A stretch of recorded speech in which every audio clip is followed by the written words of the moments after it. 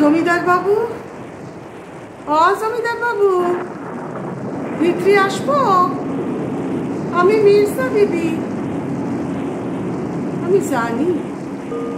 আমি জানি ছোট কথা, আজ তোমার মনটা ভালো নাই। তোমার বাপ এজলাসের অনীতি দূরে তোমারে ডেকে অসীম রে তার ছেলে বলি তোমারে মোকদ্দমা থেকে বেকসুর খালাস দিতে বলিছে। তার যে সমস্ত সম্পত্তি তুমি কেড়ে নেছিলে সেগুলো ফেরত দিতে বলিছে। তাই তুমি অসীম রে মোকদ্দমা থেকে বেকসুর খালাস দেছো বাপ, তার সমস্ত সম্পত্তি তুমি ফেরায় দেছো।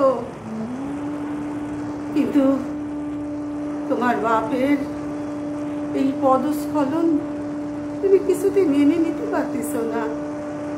অবাক হয়ে ভাবতেছ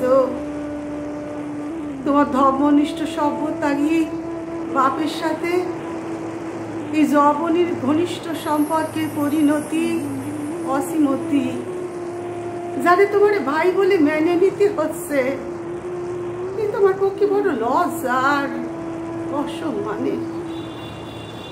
কিন্তু যেটা সত্যি তারে মেনে নাও বাপ, মনে শান্তি পাবা।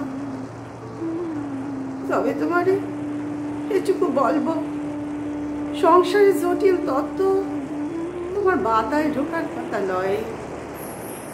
সাধারণ মানুষের আচার আচরণের বাইরে এমন অনেক কিছু থাকে যা সাধারণ মানুষের ব্যাখ্যায় মেলে না।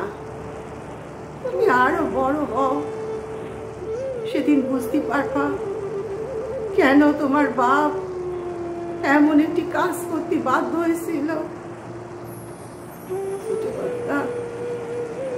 ছোট কথা, আমি মা, তুমি আমার সন্তান তুল্য। নিজের অপরাধের কথা কি করে নিজের মুখে কবুল করি বাপ?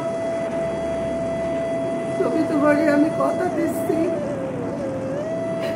বিশ্ব সংসারে আমার অসীম আর তোমার বাপের সম্পর্কের কথা কেউ কোনোদিন জানতে পারবে না বাপ।